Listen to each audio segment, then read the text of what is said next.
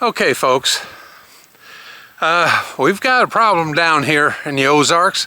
We got these critters called armadillos. And if you look here, I hope you can see all this, they're tearing up my yard fierce. It's like this, it goes all over the yard out here from them things. They just something fierce. They just tear up my yard. And I've got traps that I put out for them, and well, the traps ain't no good.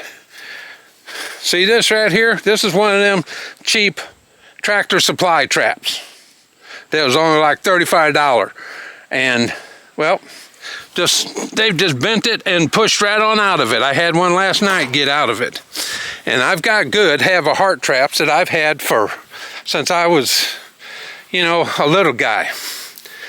And I've never seen anything like it. I've caught coons and possums and squirrels, rabbits, everything else in them, and never had no trouble. But these armadillos even busted this one out.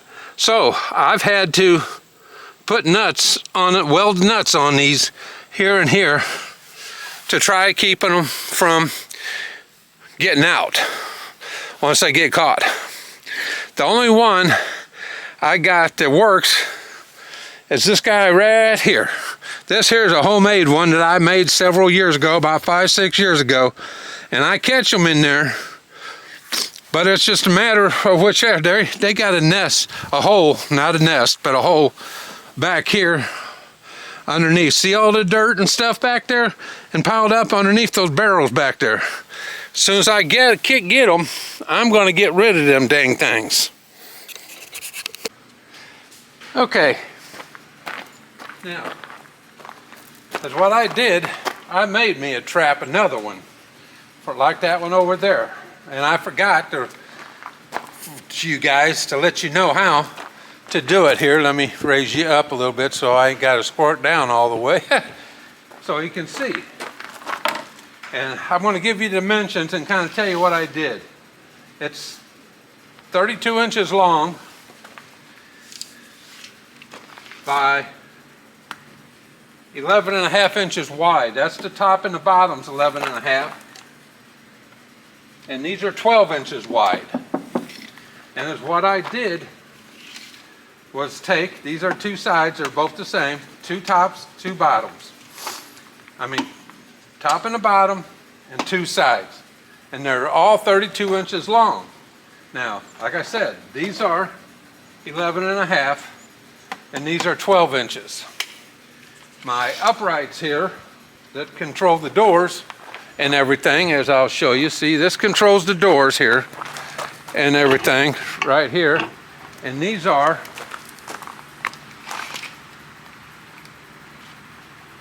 28.5 inches, and there's 6 of these. And then these are 11.5 across the top. And that's what you do.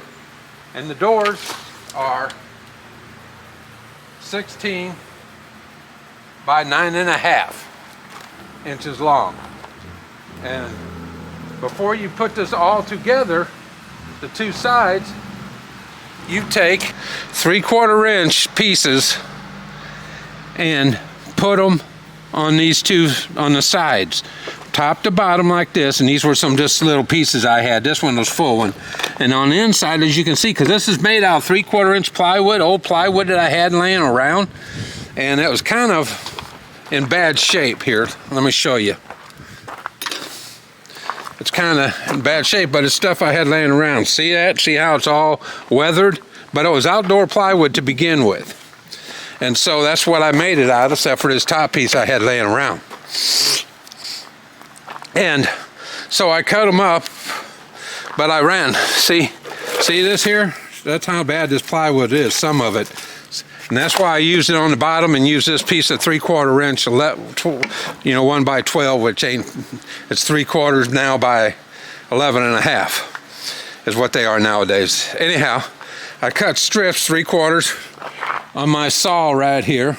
See, here's a couple pieces of those strings that I cut down, 3/4 by 3/4, and use them for the guides and to be able to attach everything to the sides, the bottom. See, and there's the trigger mechanism in there. As you can see, everything is screwed together. And the trigger mechanism is just a piece of 3/4. It's like 12 inches long with a nail drug in it that's been filed down, smooth on top and smooth on that. So when I put these in here and put that together, it sets there. And it comes up, string over there, comes up to this nut and down and around, comes around, over, and then attaches to this one. And there's the trigger mechanism. And when the Armadillo hits that, when he walks through with this trigger mechanism right here, as you can see right there, well, it trips it. Here, let me get the piece, and I'll show you just what happens when you do it, okay? If I can hit it. Well, when you hit it, well, it's angled, but there we go. It's angled, the thing is here, it ain't level, perfectly level. That's why it don't, but trust me. Okay, folks, I'm back. I leveled it up now, and I'll show you.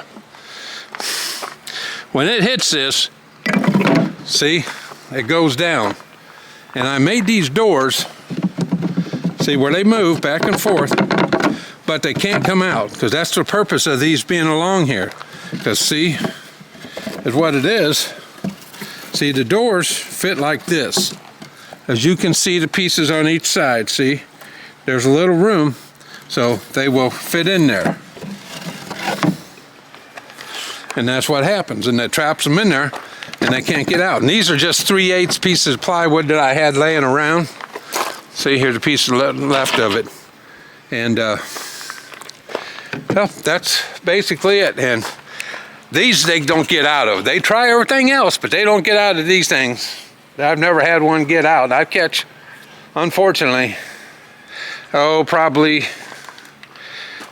4, 5, 6 a month.